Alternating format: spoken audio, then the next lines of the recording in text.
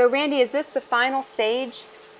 In preparing the yarn, as far as creating a yarn, this will be the last step where we're actually going to put it into a 2-ply or a 3-ply or a 4-ply yarn, depending on what the customer wants. And ply meaning twist together. Right, it spins it in one direction and it actually plies it back together in the opposite direction. Okay, okay. So we'll bring the bobbins over to this machine, which is the plying machine or twister from the spinner. So we'll put the number of them above the feeder that it takes. Right now we're going to run a 3-ply, so we've got 3 single plies of yarn coming down through this feed head. And then the bobbin here again, it puts the twist in it. So as you can see the twist, as well as using different colors, you can see it even more defined, the amount of twist that's in it.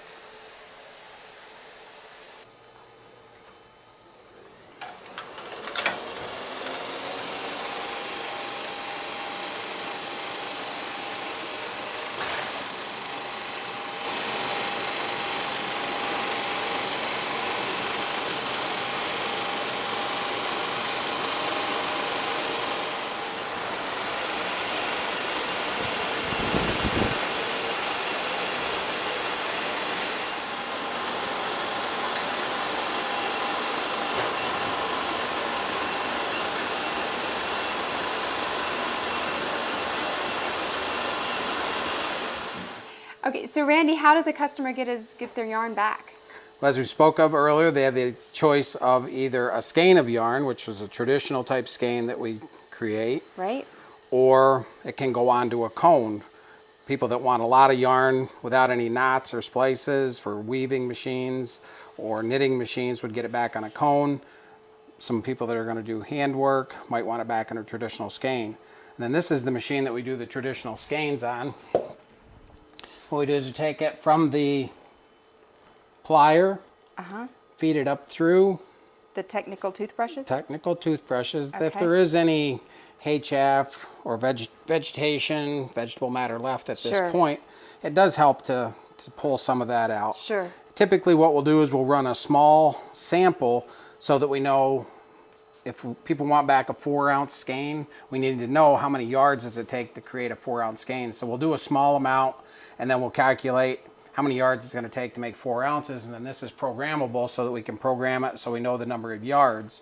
1 revolution is going to be 2 yards. Okay.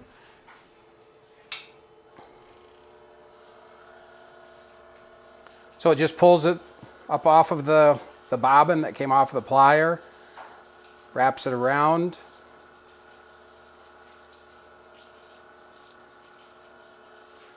Then once it gets to the programmed amount of yards that we need, then the machine will automatically shut off.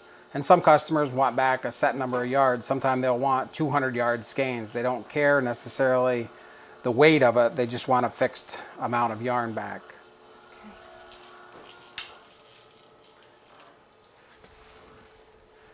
And then as you saw earlier with this one, it's the same.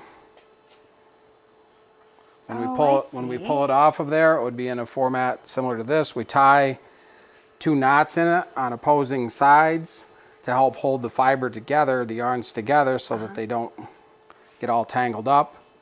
And then they'll get twisted back together to generate that skein that you saw earlier.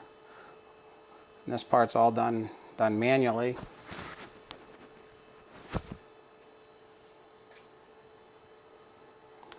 Beautiful.